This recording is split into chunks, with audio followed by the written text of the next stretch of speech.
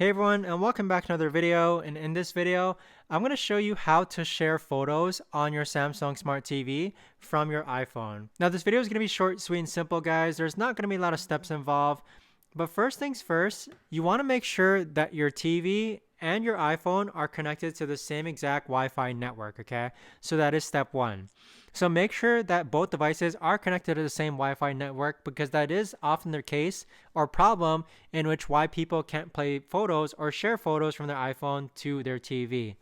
Next, you want to grab your Samsung Smart TV remote and then scroll to where it says settings. And then from here, you want to navigate to where it says general and then click on AirPlay settings. So under this page here, you want to make sure that AirPlay is set to turn on. So click on it.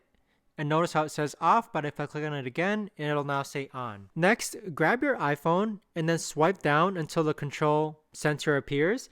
And then click on screen mirroring, which is this icon right over here. And then click on your Samsung Smart TV. So now my iPhone is mirroring its image onto my Samsung Smart TV. The next step is to navigate to your photos on your iPhone. And then from here, you can simply just start scrolling through all the photos. So here are some photos that I just took of randomly in my living room.